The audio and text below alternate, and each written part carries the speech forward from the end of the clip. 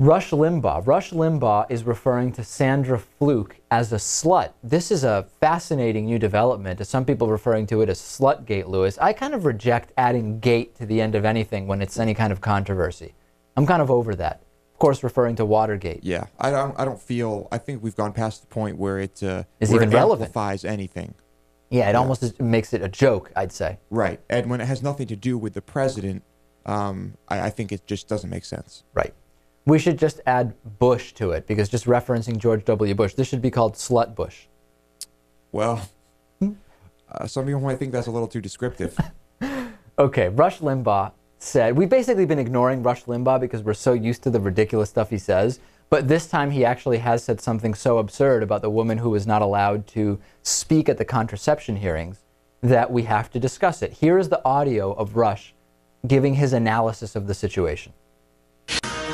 What does it say about the college co-ed Susan Fluke, who goes before a congressional committee and essentially says that she must be paid to have sex? What does that make her?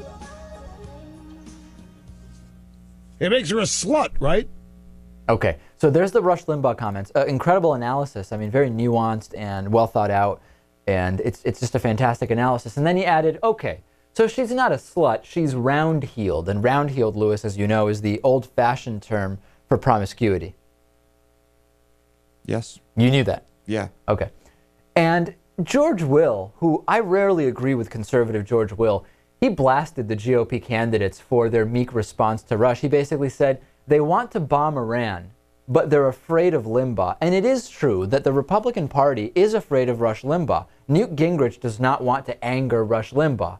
Rick Santorum does not want to anger Rush Limbaugh because while they say he is not the leader of the Republican Party, they're afraid because he does have a significant audience. There's no question about it. Yeah. People listen to, for some reason, people listen to Rush and they take what he says at face value. Well, listen, I'm not even outraged because I'm so desensitized to these types of comments from the right.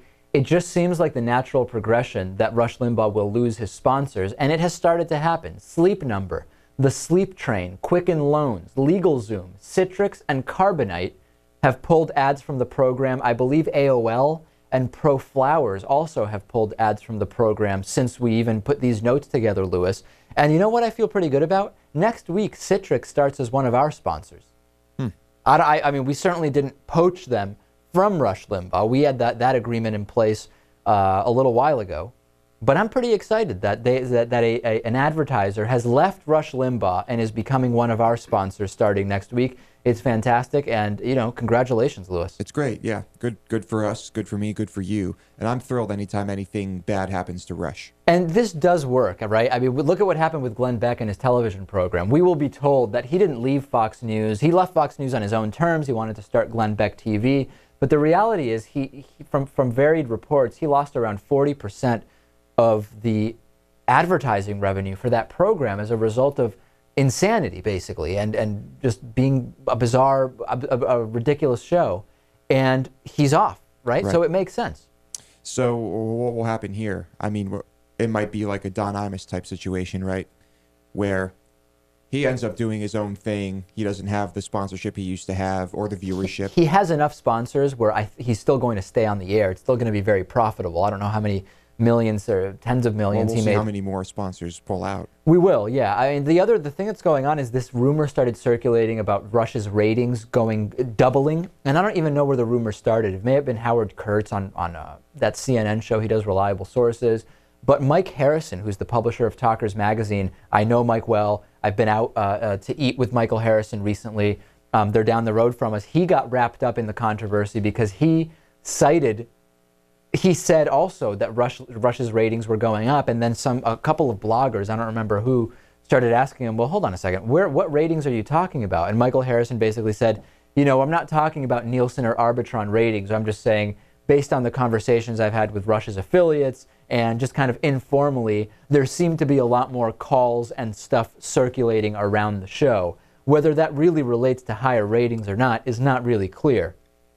So that's kind of going on with Michael Harrison and Talkers Magazine right now also. Yeah, ratings are always something that's hard to determine exactly what's going on there. And especially now with internet listening, delayed listening, etc. Right. Then Rush does the apology, right? Rush Limbaugh basically showing no remorse in the apology. He's an expert at doing an apology where he shows absolutely no remorse and sometimes actually says something even more insulting. Let's take a listen to the apology now. If you ask them, the Washington, D.C. Department of Health will send you free condoms and lube. The D.C. Department of Health, free condoms and lube if you just ask them for it. So, Ms. Fluke, and the rest of you feminazis, here's the deal.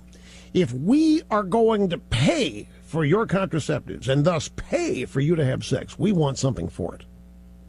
And I'll tell you what it is.